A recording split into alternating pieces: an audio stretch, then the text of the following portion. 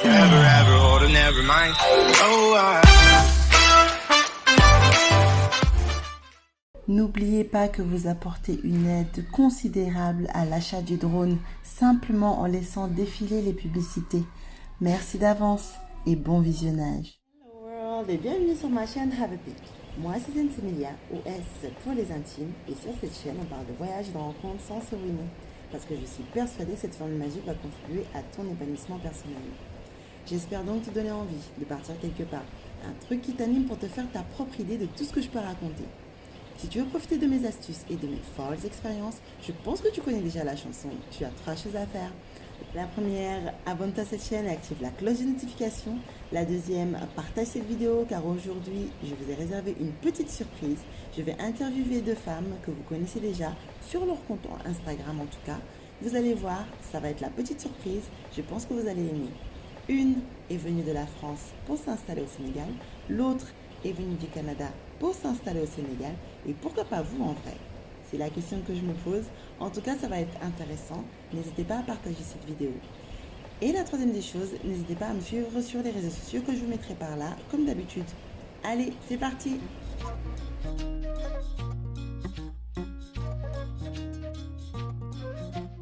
La communauté Have a Peek.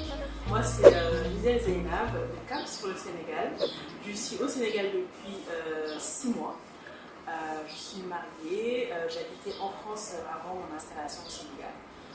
Donc voilà, avec Awa, on va vous parler de notre parcours. Salut Gisèle, Zeynab. Salut Have a Peek la communauté. Moi c'est Awa, de rentrée au pays. J'étais au Canada avant, j'étais en France, j'ai grandi en France, j'ai sénégalaise, puis au Canada. Et là, je suis au Sénégal depuis à peu près 8 mois. Je suis venue avec mes 3 enfants et je suis installée sur la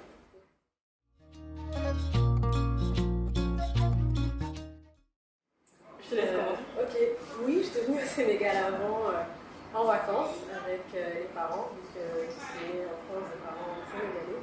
Donc je venais à peu près tous les 5 ans jusqu'à l'âge adulte. Et pour ma part, je ne suis pas sénégalaise, je ne suis pas d'origine sénégalaise. Donc en fait, j'ai connu le Sénégal déjà en France grâce à la communauté sénégalaise que je côtoyais. Et je suis venue une fois avant mon installation. Pour ma part, en fait, en arrivant au Sénégal, j'étais agréablement surprise par l'accueil que m'ont réservé les Sénégalais, l'intégration. Franchement, on se sent très très bien. On se sent tout de suite faisant partie du pays. Et ce qui m'a étonnée, et la remarque que je fais souvent d'ailleurs à mon mari, c'est mais vous commencez les bâtiments, vous ne les finissez jamais. Les maisons, ça fait 10 ans qu'elles sont là, elles sont jamais finies. Et c'est vrai que c'est, du coup, comme on arrive et qu'on est un peu observateur, ça c'est un truc qui m'a vraiment étonné aussi. Ouais. Moi, en rentrant, le sentiment que j'ai eu, c'était vraiment d'être là où je devais être, d'être rentrée chez moi. Être née en Occident et puis revenir dans le pays d'origine, qui est finalement le pays d'origine de tes parents. On peut se dire, ouais, je sais pas, tu sais, bon, déjà moi j'ai grandi avec cette espèce de double culture. Quand tu es en France, je n'étais pas française, j'étais noire. Quand tu reviens en vacances ici, je n'étais pas assez sénégalaise, t'es trop française. Et là, quand j'ai posé mes valises, pour moi c'était, je suis rentrée chez moi et je me suis juste fondue.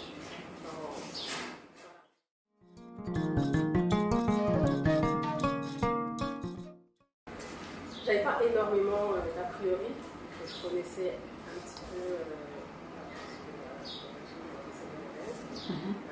par contre, j'ai eu, donc on va revenir sur ça plus tard, des petits avertissements du genre tu vas voir, ça va être comme ça, tu vas voir, ils sont pas sympas, tu vas voir, il y a beaucoup de maraboutage, tu vas voir. J'ai eu pas mal de petits avertissements en disant tu vas être étonné, et c'est pas vraiment le cas. Et pour rebondir sur ce que dit Awa, c'est vrai que en fait, moi quand j'en parlais à mes collègues, quand j'allais partir à mon entourage, il y a toujours ce truc de wow, qu'est-ce que tu vas faire là-bas? Et en fait, pour l'avoir fait une fois, je savais que je me projetais. C'est-à-dire que moi, pour moi, c'était validé. Mais c'est vrai qu'on a tendance à imaginer une Afrique unique. Les gens, les étrangers, je parle des étrangers, s'imaginent une Afrique aride, une Afrique où il ne se passe pas grand-chose à part... parce qu'on n'arrête pas de nous rabâcher à la télé. Du coup, ouais, j'avais aussi envie de casser cette image-là, dans le sens où, bah ouais, j'y vais. Et t'inquiète pas, ça va être super.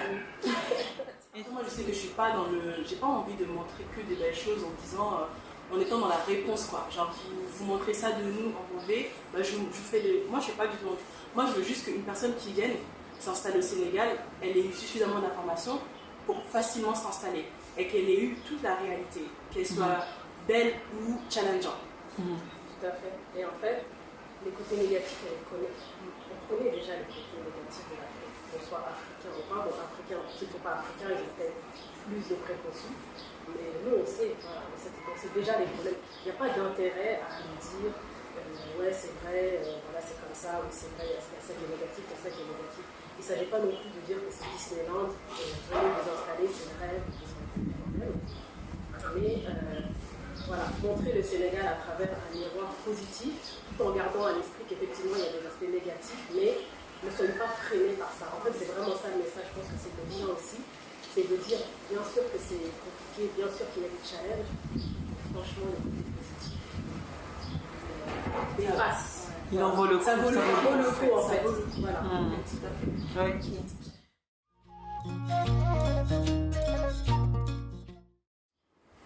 Ouais, ça c'est une question sensible parce que ça dépend vraiment de déjà si tu viens avec un travail ou pas, si tu es entrepreneur ou pas, en famille ou pas. Je veux dire, c'est pas le même budget pour un célibataire qui a un sac à dos et comme moi, une mère de famille qui a 3 enfants à scolariser. D'accord ? C'est vraiment pas la même chose. Moi, ce que je dirais aux gens, c'est ayez à peu près 6 mois d'économie. Ayez une vision de ce que vous voulez. Voilà. Si tu veux habiter dans un loft au 18e étage en plein centre-ville, regarde les prix des loyers, puis tu multiplies ça par 6, d'accord ? Puis tu regardes combien ça coûte la nourriture, et tu multiplies ça par mois et tu multiplies ça par 6. En fait, voilà, tu regardes toi ce que tu dépenses d'habitude, tu multiplies par 6, et puis tu viens avec ça. À supposer que tu n'aies ni travail, ni prestations que tu as laissées en France, ou ce genre de choses.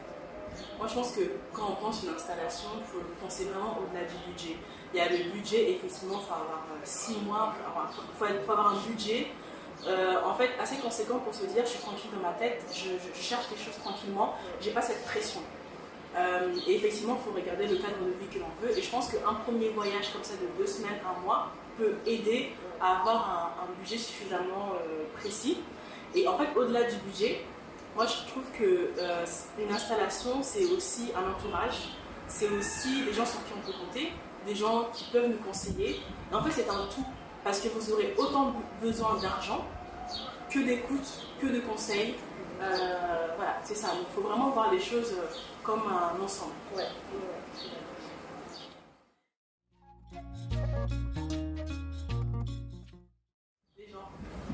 Les gens, je trouve les Sénégalais super agréables, je les trouve polis, je les trouve, c'est des gens avec qui on peut discuter quand il y a un souci, quand il y a un problème. Voilà, des fois il y a des petites complications. Moi je suis en plein travaux, donc je sais ce que c'est que les complications, mais on est en fait dans un pays de dialogue. Et donc du coup, c'est ça qui est bien, c'est qu'il y a une faute qui est commune par l'un par l'autre, il y a toujours la place au dialogue. Et je trouve que c'est important par rapport à, par exemple, en France, où on place tout l'argent au centre des rapports. Ici, on place beaucoup, je trouve, l'échange au centre des rapports. Ouais. Moi, c'est vraiment le relationnel. Le relationnel et le rapport au temps. Je suis quelqu'un qui déteste être en retard et qui déteste que les gens soient en retard. Et en arrivant ici, j'ai eu un rapport au temps qui a vraiment, vraiment changé. Ok, 5 minutes, 10 minutes, avant pour moi c'était vraiment le bout du monde. Et là en fait, non mais on vit en fait. Voilà, il y a une vie. Tu ne peux pas être stressé tout le temps. Il y a toujours qu'est-ce qui va se passer après si je suis en retard, qu'est-ce qui va se passer après. On est dans l'instant présent et c'est vraiment quelque chose que j'apprécie ici. Moi j'aimerais bien quand même dissocier les différences culturelles, parce que l'Afrique c'est trop vaste. Et en fait, là où j'ai compris cette notion de temps, où mon mari me disait, mais il a dit 14h, mais en fait il arrive à 15h, c'est pas de sa faute, parce qu'effectivement, moi je suis une habituée des transports en commun, et je peux sortir de chez moi à midi, en pensant que j'ai 2 heures, j'ai largement le temps, et je vais arriver à 16 heures. Parce qu'en fait, on finit par se rendre compte que ce n'est pas une question de volonté. Ouais, j'ai pas envie d'arriver à l'heure, etc. Mais c'est qu'en fait, il y a beaucoup de choses qui rentrent en considération. En fait, on n'est pas maître de son temps. En fait. C'est vrai.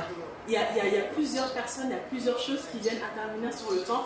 Et comme disait Awa, le lâcher prise, c'est absolument nécessaire parce qu'on est sur l'instant, on est sur des choses qui arrivent. On est sur, c'est pour ça qu'en fait, je pense que les Sénégalais sont des gens qui relativisent beaucoup. Parce qu'effectivement, en fait, ça dépend. Ils comprennent tout de suite que si tu arrives à 15h au lieu de 14h, c'était pas de ta faute.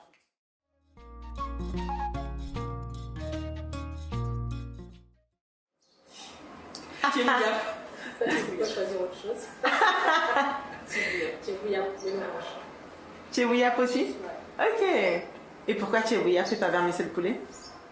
Moi, je sais pas, j'ai toujours bien accroché avec le tchébouillap sénégalais. Je trouve qu'il est. Enfin, ouais, le goût, les saveurs, la façon dont c'est cuisiné, ça me plaît bien. Par rapport à d'autres plats, je dirais que dans mon top 3, j'ai le tchébouillap, le tchéboudienne rouge. Oui, je suis d'accord.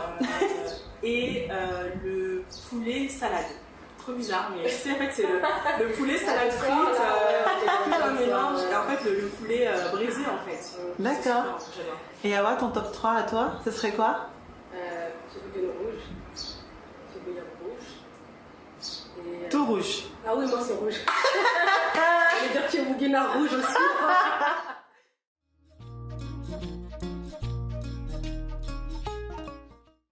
Je dirais qu'en fait, la facilité de se déplacer.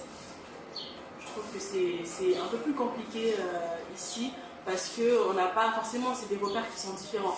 Donc le temps de m'habituer à des nouveaux repères, je me sens un peu perdue. En France, par exemple, tu arrives, on te dit que c'est le 54, il arrive à telle heure, tu t'arrêtes à tel arrêt, c'est hyper organisé.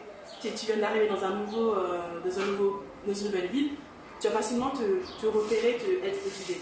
Ici, ça va être c'est un peu plus compliqué parce que les repères ne sont pas les mêmes. Donc si je veux prendre un tata, un jour il ne va pas s'arrêter à cet arrêt. Mais pourquoi il ne s'est pas arrêté? Mais une fois que tu l'as compris, tu sais que c'est une heure approximative, tu sais que l'arrêt, il faut que tu demandes au conducteur de t'arrêter. Voilà, mais c'est des choses qui s'apprennent. C'est vrai que c'est un petit challenge. Ouais, une certaine fluidité qui va manquer. Je sais pas comment il faut l'exprimer, mais c'est ça. Des fois, ici, c'est pas assez fluide pour moi. Il y a beaucoup d'obstacles pour que ce soit un trajet, que ce soit faire une demande X, Y, Z. C'est pas assez fluide. Et ce qui me manque, c'est les amis que j'ai laissés là-bas. J'ai mis dans ma famille. Ils vont dire, mais alors elle là. Elle a oublié sa famille. Ouais, non, c'est sûr, c'est sûr. Bon, moi je dirais le côté administratif aussi. Ça c'est fou. C'est quelque chose. Hein. L'administratif au Sénégal, faut s'accrocher. Ça dépend de ce que tu demandes. Ouais. Par exemple, pour faire ma carte de résident, je trouve ça hyper simple. D'accord. Ici. Par rapport à quelqu'un qui va demander son titre de séjour en France, oui, voilà. on n'est pas la même chose. D'accord. C'est pas ouais, c'est ça. J'ai fait ma demande, on m'a rien demandé. En France, on te juge. En plus de ça, on te juge. Ouais, c'est vrai. C'est un parcours du combattant, c'est tu viens quémander quelque chose. Au Sénégal, je viens demander quelque chose. Et je trouve que la différence, elle est quand même là. C'est ce respect en fait dans la demande. On va dire si j'étais étrangère en France, voilà, je pense qu'ici, j'ai fait que ça pour l'instant. Côté administratif, j'ai pas fait grand chose, mais déjà sur ce petit truc-là, moi je trouve que quand même, quand on est étranger au Sénégal, la carte de résident, elle est quand même donnée. Je pense qu'il y a beaucoup aussi d'a priori. Déjà, les gens oublient que les papiers administratifs, c'est pas toutes les semaines. Des fois, finalement, c'est que quelques fois par an que tu le fais. Alors, c'est vrai que des fois, ça te prend tellement du temps, c'est tellement laborieux que ça reste dans ta tête et toi, tu vas juste garder cette image de c'est galère, mais ça n'est pas forcément quand tu le regardes par rapport au temps que tu vas passer. Ensuite, des fois, c'est pour des papiers que tu as demandé il y a peut-être très longtemps et tu as vraiment galéré, mais aujourd'hui, en 2021, Je ne sais pas si c'est toujours vrai cette histoire de il faut toujours donner un petit billet. Bon, ça peut arriver, hein. Je ne dis pas que ça n'arrive pas. Mais comme elle disait Zainab, moi quand j'appelle une administration, et là je suis encore au Sénégal, et des fois j'ai appelé l'ambassade de France sur un papier. Alors ouais, c'est pourquoi. Tu vois, ils sont déjà hyper désagréables parce que voilà, tu as tout de suite donné ton nom, mais ton nom n'est pas à consonance, on va dire, très européenne. Donc tout de suite c'est hyper désagréable et avant même d'avoir fait ta demande, tu as l'impression de les embêter déjà. Ici, j'ai l'impression que des fois ça peut être long, mais il y a aussi beaucoup de on rigole, on échange, voilà. Donc, voilà, il y a du bon et du mauvais des deux côtés, mais c'est pas l'administratif, c'est pas ce qui va pour moi être le plus gros frein. Je pense qu'alors ça doit vraiment dépendre des choses. Ouais, et puis juste pour ajouter par rapport à Awa, je pense que malheureusement il y a un complexe ici, c'est que quand tu es étranger, ça va plus vite. Enfin, c'est pas que ça va plus vite pour toi, c'est qu'on te considère différemment, je trouve. Qu'il y a un petit privilège à être étranger et surtout blanc. Parce que tout de suite on va te considérer, ou alors il y a aussi un privilège quand tu travailles dans telle entreprise, dans telle administration, on va tout de suite te considérer. Moi je l'ai vu par exemple, voilà, à des moments où mon mari va dire qu'il travaille à tel endroit, tout de suite, ah oui, chef, il devient chef. Alors que ça aurait été un Sénégalais, mais ça aurait été un Sénégalais lambda, on le minimise quoi, assis-toi là et puis tu vas pas s'occuper comme tout le monde. Il y a aussi le côté, il y a plein de petits trucs comme ça qui peuvent peut-être rendre ce côté administratif désagréable.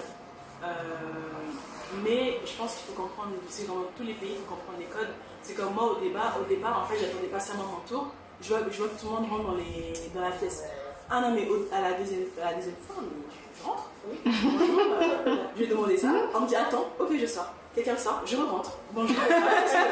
Parce que j'ai compris en fait que c'est comme ça que ça fonctionne. Si tu attends comme ça sagement, personne ne va venir te chercher. Donc je pense qu'il y a beaucoup de. Il faut observer et aussi faire.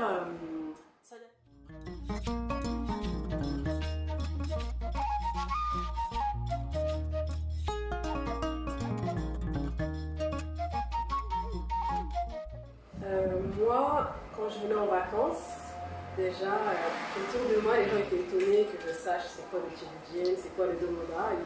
Ils imaginent que parce qu'on est en France, on mange que des pâtes, du steak frit, tout ce genre de choses. Ils étaient étonnés que je sache manger par terre. Très souvent, quand j'ai fait quelqu'un, tout de suite on me donne un banc, on dit non, il faut lui mettre une assiette à part, c'est une toubab et tout. Voilà, il y a ce type de stéréotypes-là qui sont très présents. Ouais, je rejoins Awa, le côté c'est trop pimenté pour toi, le côté effectivement on va pas te mettre par terre, on va te donner une assiette à part, tu vas manger dans le bol. Je pense que des fois aussi ils font abstraction que, enfin en tout cas pour ma part, que j'ai des origines, que j'ai baigné dans une double culture, donc il y a des choses aussi que je sais. En fait ils anticipent un petit peu sur ce que ton héritage, ils disent qu'elle ne sait pas, et donc des fois c'est un peu gênant, parce que quand on lui dit non, je suis avec vous, je connais ce que c'est qu'une patate douce, l'origine africaine, et du coup, bon, bah, des fois je laisse selon les circonstances, selon ma fatigue, ok, il n'y a pas de souci, et des fois je me bats un peu, parce que j'ai envie aussi d'imposer, ou en tout cas de faire valoir les connaissances.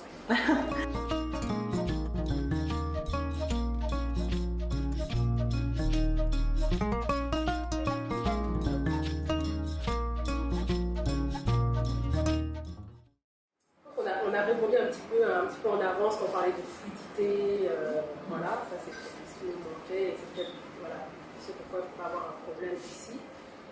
Sinon, en fait, non, moi j'ai pas vraiment eu, il n'y a pas quelque chose qui me dit non, là c'est vraiment galère.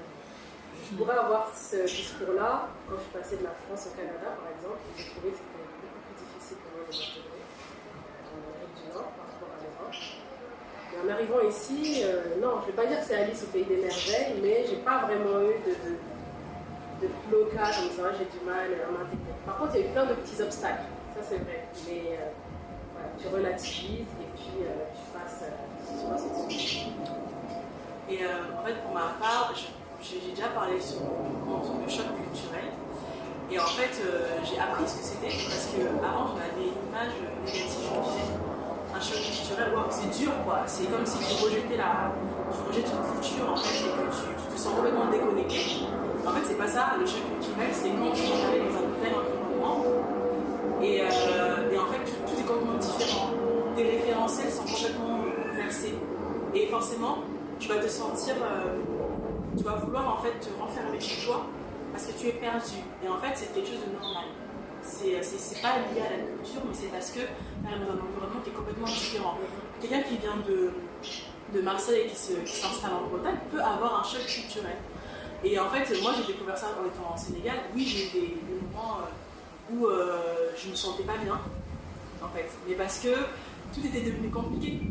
Je passe de quelque chose d'assez facile. Je sors de chez moi, je sais que pour avoir tel objet, tel déco, acheter tel truc, je dois aller juste faire ça, je dois faire ça sur ma voiture, j'y vais. C'est très simple. Si je suis dans mon élément, je connais mon environnement. Au style ou pas, je le connais.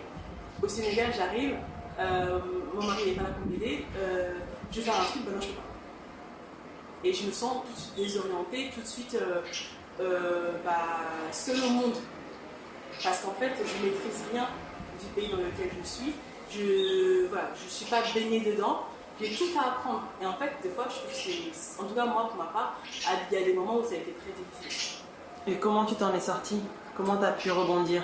En fait, déjà, j'ai mon mari qui est très compréhensif. En fait, quand tu as quelqu'un qui te dit c'est normal, ça t'enlève déjà en fait, la moitié de tes blocages. Tu comprends que oui, c'est normal en fait. Tu n'as pas à te sentir gêné d'être perdu. C'est normal et c'est même. Il me disait même, c'est même bizarre, que ça aurait été même bizarre que tu n'aies pas de choc, que tu n'aies pas de difficulté. Tu te rends compte du grand pas que tu fais. C'est normal que des fois, tu te sens des fois perdu, etc. Et aussi, j'ai la famille, ma maman qui disait mais non, mais regarde ce que tu as fait en un mois. Tu te rends compte? Et en fait, quand tu as des gens comme ça qui te disent ça, tu te dis ah ouais, mais en fait, j'en ai fait des choses en un mois. Je suis en train d'avancer. J'ai l'impression que je stagne, mais en fait, non, je suis en train d'avancer. Et tout de suite, en fait, tu te dis je suis devenue plus indulgente envers moi-même et je prends plus le temps. Et je me dis, je ne connais pas, donc je prends le temps de connaître. Je ne me devance pas dans le truc, je ne me dis pas, ah ouais, mais ça j'aurais dû deviner, ça j'aurais dû savoir.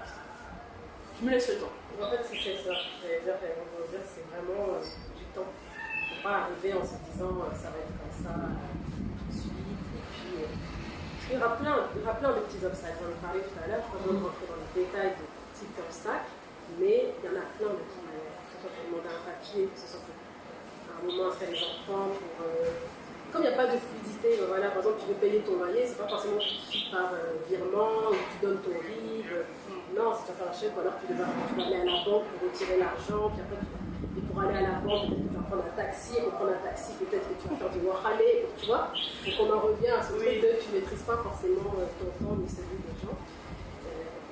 Et quand tu as ça en tête, c'est vraiment beaucoup plus fluide.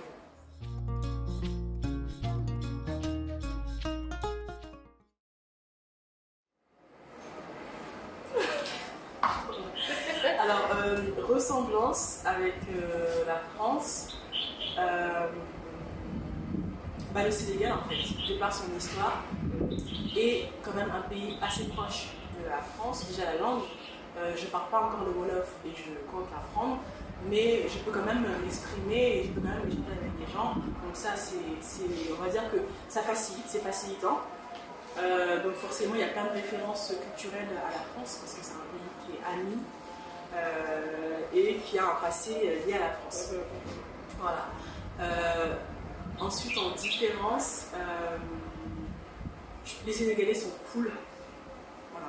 On est cool, on prend le temps. Parfois pressé, parfois ils klaxonnent à tout va. Mais quand tu as un problème, parce qu'on disait, quand tu as un problème, en fait, on prend le temps pour toi. On s'arrête et on te demande ce qui se passe. On prend le temps pour toi. En France, et surtout à Paris, c'est personne ne s'arrête. Tu as un tel difficulté, on ne s'arrête pas pour te demander. En tout cas, pas partout. Tu vas aller en campagne française, oui, parce que c'est une autre façon de voir les choses, mais en ville, dans des grandes agglomérations, plus personne ne fait attention à toi.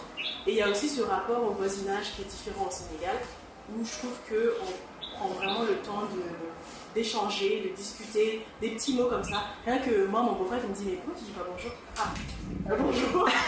En fait, tu vois, le salam alaikum, en fait, tu le dis à tout le monde. Et c'est vrai qu'en France, bah, c'est devenu bizarre de dire à quelqu'un bonjour. Ah oui. Sauf les mamies, et elles sont super du coup. Ouais. Je te rejoins sur ça, sur la ressemblance. On ne peut pas y échapper. Le code, le droit en fait, voilà, c'est un héritage malgré nous français. Donc ouais, il y a plein de petites choses comme ça qui se ressemblent. L'éducation, donc en fait le programme scolaire, puis il y a des petites différences en histoire géo, ce genre de choses, mais globalement ça ressemble quand même beaucoup au programme français, quel que soit le type d'école où on est. Donc on a des ressemblances comme ça. Et puis on n'est pas des extraterrestres, on est tous des êtres humains, que ce soit en Chine, que ce soit au Sénégal.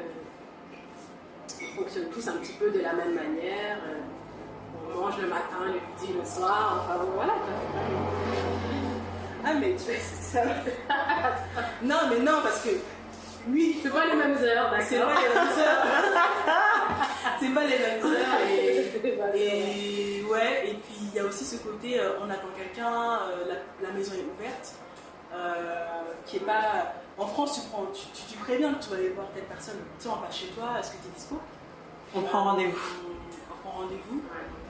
Au Sénégal, je vais pas dire que c'est le contraire, parce que oui, quand il y a des amis qui nous appellent quand même, mais je veux dire que il y a plus ce côté, c'est pas grave d'avoir quelqu'un qui rentre dans la maison et c'est pas prévu et c'est pas grave. Ouais. En France, j'en ferais toute une montagne, tu vois. Mais ici, j'apprends à me dire que n'importe qui peut venir et il faut que je sois prêt à lui servir quelque chose. Pas des cacahuètes. Ouais, d'accord. Ça, c'est vrai que c'est une grosse différence. L'humain, enfin, le fait qu'on t'aide, voilà, moi je suis déjà tombée en panne sur la route et puis des gens qui conduisaient se sont arrêtés et puis m'ont aidé quoi, jusqu'à ce qu'il y ait un garage institué. Ils prennent de leur temps pour, voilà, c'est quelque chose que j'ai rarement vu. Et effectivement, cette histoire de les gens qui viennent un peu à l'improviste, j'avoue que quand moi j'étais, quand j'étais en vacances ou quoi, c'était... Moi, toutes mes questions, enfin, c'était toujours pourquoi. Mais pourquoi il vient? Mais pourquoi il n'a pas appelé? Mais pourquoi? Enfin, et puis, évidemment, c'est ah ouais, c'est comme ça. D'accord, c'est comme ça. Et en fait, c'est le kiff parce que des fois, vous passez des super moments qui sont totalement improvisés, pas de carton d'invitation ou ce genre de choses. Et ça, c'est un super truc qu'on apprend.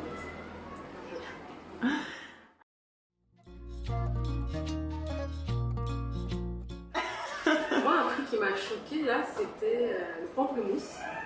J'aime beaucoup ça. Et voilà, j'ai quelqu'un chez moi qui ramène un gros sac de pamplemousse. Et je dis, mais ça coûte combien 5 kilos? Parce que pour moi, ça doit être super cher. Il me dit 8 francs. Je dis, ça m'a vraiment choquée, mais dans le sens positif, en me disant, mais en fait, c'est vachement accessible. Et finalement, les produits frais que tout le monde recherche, ici, ça peut être assez accessible. Et là, j'ai juste hâte pour la période des mangues. Ouh là là là. Ah, moi aussi. Il y a une raison pour laquelle il faut rentrer au Sénégal, là, c'est pour les mangues. Ah, c'est vrai. En fait, moi, je fais plutôt mes courses au marché.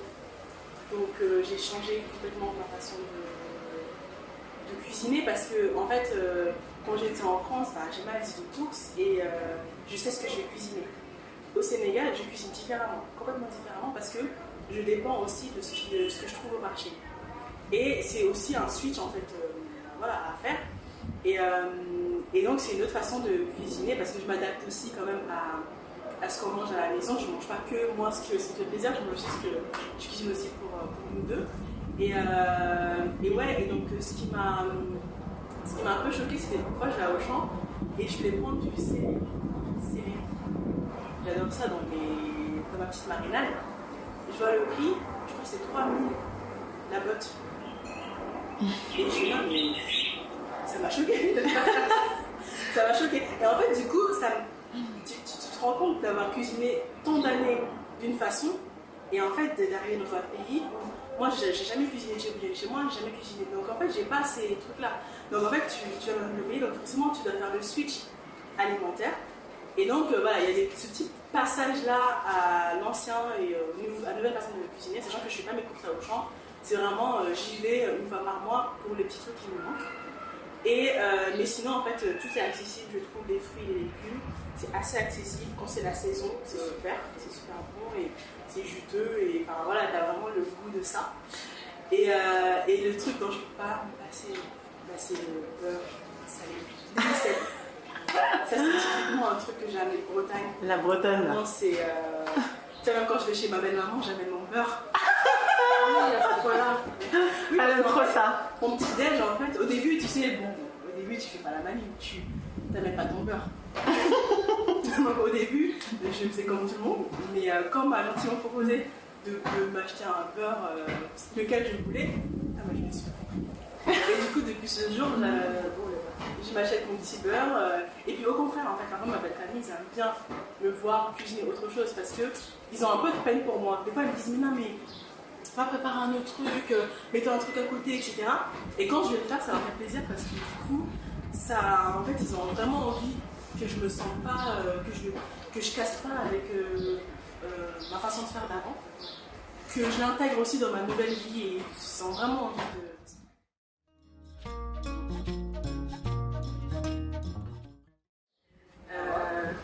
Ouais, je trouve que c'était un peu long. En fait, je trouve que c'était long. J'ai réfléchi, hein. C'est quand même long d'habitude. Voilà, tu envoies ton CV, puis tu donnes des réponses assez rapidement. Ou pas d'ailleurs, mais quand tu dis oui, on te dit non. Mais là, des fois, tu l'envoies et puis tu n'as pas de réponse. J'ai mis du temps à comprendre comment ça fonctionnait un peu le système aussi, donc beaucoup de relationnel. Voilà, donc tu sais, il faut mettre ton profil sur LinkedIn et puis appeler les gens aussi, faire du porte-à-porte, ça marche énormément. Donc avec ton CV, d'aller voir justement les responsables de ressources humaines et puis leur dire voilà, j'ai posé mon CV pour telle offre. Donc, ça fonctionne beaucoup. Moi, comment j'ai fait? J'ai fait un peu de tout ça. Faire un peu comme d'habitude, juste envoyer mon CV, je vois une annonce et parler autour de moi et dire voilà, je cherche du travail. Et les personnes qui déposaient mon CV pour moi, c'est pas qu'il n'y a pas de travail, c'est que des fois il y a de la difficulté à ce que ton CV soit sur le bureau de quelqu'un, d'une vraie personne, tout simplement. Et c'est ça qui a été un petit peu long. Et après, quand j'ai réfléchi, c'est pas beaucoup plus difficile que d'autres pays. C'est un petit peu moins fluide, mais c'est pas beaucoup plus difficile. Je veux dire, en France, voilà, toi aussi, des fois, tu as tes diplômes et tu n'as pas tout de suite du boulot. La grosse différence, en fait, entre, je dirais, l'Occident et le Sénégal, c'est qu'Occident, c'est beaucoup plus facile de trouver un boulot alimentaire. Donc, même si tu as un bac plus 5 et que tu ne trouves pas dans ton domaine, tu peux plus facilement trouver quelque chose qui va juste te payer tes factures, même si ça t'es pas épanoui dedans, et donc tu as quand même un travail. C'est pas un truc qui te plaît, mais tu as quand même une sorte de revenu. Alors qu'ici, soit tu as vraiment un boulot à la hauteur de tes compétences et dans lequel tu t'épanouis, soit tu n'as rien. Ou alors comment dirais-je, voilà, tu vas dépendre, peut-être tes amis vont t'aider, ce genre de choses, ou tu vas dans tes économies. Mais ces trucs de boulot alimentaire, il n'y en a pas énormément, en tout cas assez pour ton standard de vie, parce qu'on est d'accord que tu peux faire des petits boulots alimentaires ici, mais ça ne va pas vraiment t'aider à payer les factures. Je pense qu'elle est là la grosse différence. Pour ma part, en fait, je suis arrivée au Sénégal dans l'optique d'entreprendre. Donc, j'avais pas du tout cet objectif de trouver un job. Pour autant, j'ai jamais fermé complètement les portes. Je voulais juste que ce soit dans mon domaine. Et en fait, je pense que moi, la difficulté, c'est plus sur les salaires. C'est-à-dire que tu peux trouver quelque chose d'intéressant, mais ça ne va pas te permettre en fait, de vivre. Donc tu dois en fait raccrocher 4 choses en fait, 3-4 trucs pour avoir un salaire qui te permette de vivre, on va dire de façon pour moi normale, confortable, sans pas assez. Et même des fois quand tu trouves le boulot de dingue, soit tu as vraiment beaucoup de chance et là tu tombes sur un salaire de dingue et là c'est super, soit en fait il va falloir encore que tu trouves un truc dans ton domaine mais tu rajoutes des petits à côté. Donc voilà, moi aujourd'hui en tout cas j'ai une opportunité, mais je sais que Si j'avais pas une autre vision, d'autres choses à côté ou d'autres choses, ça me permettrait pas de vivre en fait de façon, d'avoir le cadre de vie que je souhaite.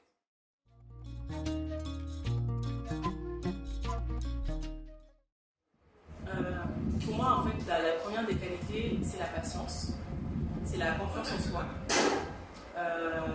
Faut croire en fait dans son projet.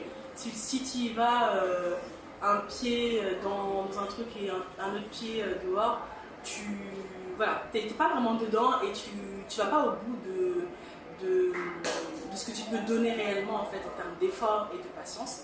Voilà, être patient, croire en soi, se laisser du temps pour trouver, s'intégrer, s'adapter, naviguer et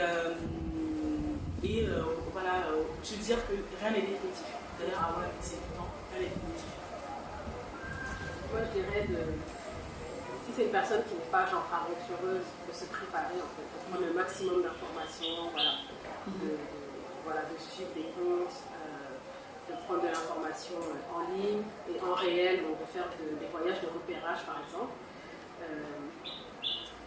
Moi, je dirais que si la personne a la possibilité d'éviter le salariat, donc de se préparer financièrement et d'entreprendre directement, parce que ça peut quand même ruiner l'expérience d'être stressé par l'argent et d'être stressé par le fait de vouloir trouver un boulot, et aussi de vraiment réfléchir à c'est quoi le type de vie que tu veux. Est-ce que tu quittes la France à cause du métro boulot dodo?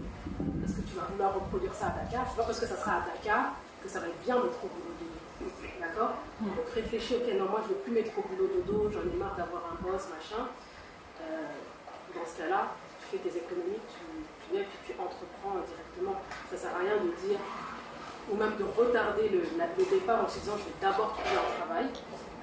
Et déjà, tu ne maîtrises pas quand est-ce que tu vas trouver un travail, donc finalement tu ne peux jamais venir. Et puis tu vas trouver un travail, tu vas te retrouver dans un rythme métro boulot dodo, et c'était ça que tu fuyais déjà à la base. Donc savoir pourquoi tu pars, qu'est-ce que tu veux exactement. Moi par exemple, je suis arrivée à Dakar et je me suis rendu compte que c'était pas pour moi de vivre dans la capitale. Mais avant de partir, on n'était pas vraiment rendu compte. Moi je m'étais pas posé la question, effectivement je veux quitter et arriver au Sénégal. Pour moi arriver au Sénégal c'était arriver à Dakar, c'est là qu'il y a des activités, c'est là qu'il y a plus d'écoles. Et en étant sur place, je me suis rendu compte que le rythme que j'avais à Dakar, c'était pas celui que je voulais. Pas celui qui était bon pour les enfants non plus. Et donc je suis partie. Donc il faut vraiment avoir cette réflexion-là avant de partir. Et un autre conseil que je dirais, c'est parler de votre projet aux bonnes personnes. Parce que des personnes qui vont vous décourager, ou des personnes qui vont vous dire non, il n'y a aucun problème, viens, t'inquiète, c'est le rêve, il y en a, et il faut faire attention à ça. Ouais, non, je suis vraiment d'accord avec ce qu'a dit Awa, c'est-à-dire bien préparer. Moi, en tout cas, j'avais de l'argent de côté, donc je savais que s'il y avait un problème, parce que j'arrivais quand même dans un pays que je ne connais pas tellement, je prenais mes clics et mes claques et je retournais en France. J'avais pas. En fait, c'est ça, c'est que je pense que le fait de venir et de se dire que je peux rebrousser chemin, je peux, voilà, ça me donnait une liberté en fait dans la tête, j'étais free en fait. Et je me suis dit, voilà, je viens, je me laisse le temps, je trouve. Je réalise mes projets ou je trouve autre chose, peu importe. Mais ce côté financier, en fait, il ne faut pas que ça soit. Faut pas te donner un mois pour pouvoir en fait trouver quelque chose qui va te permettre de vivre, d'avoir un loyer, etc. Donc ouais, je pense que c'est vraiment ça et ne pas hésiter à moi parler s'entourer des bonnes personnes.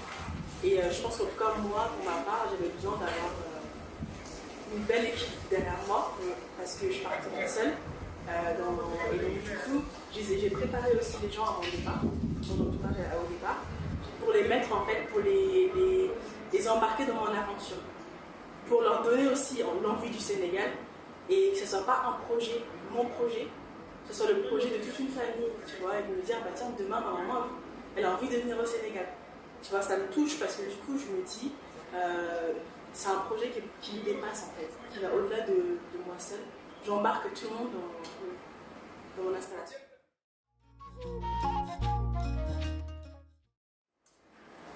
Un mot pour la fin, si c'est quelque chose dont vous rêvez depuis super longtemps.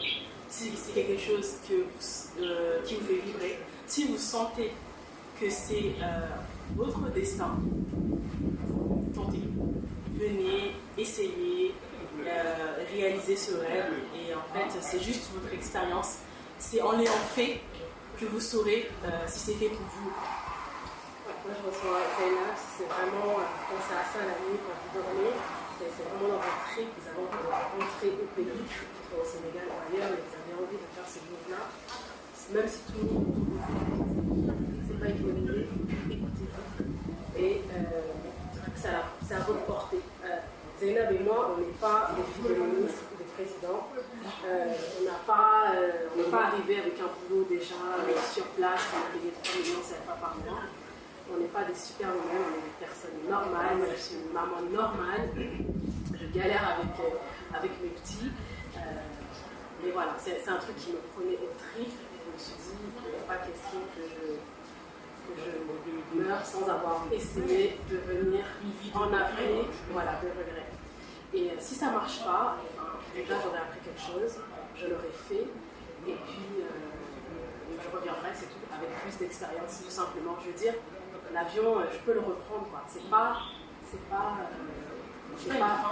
une fin, voilà. Donc vous avez envie, essayez. La vie va vite, ne perds plus ton temps et vis ta propre expérience de voyage. Zainab et Awa vous l'ont dit, donc n'hésitez plus. Allez, des bisous, ciao.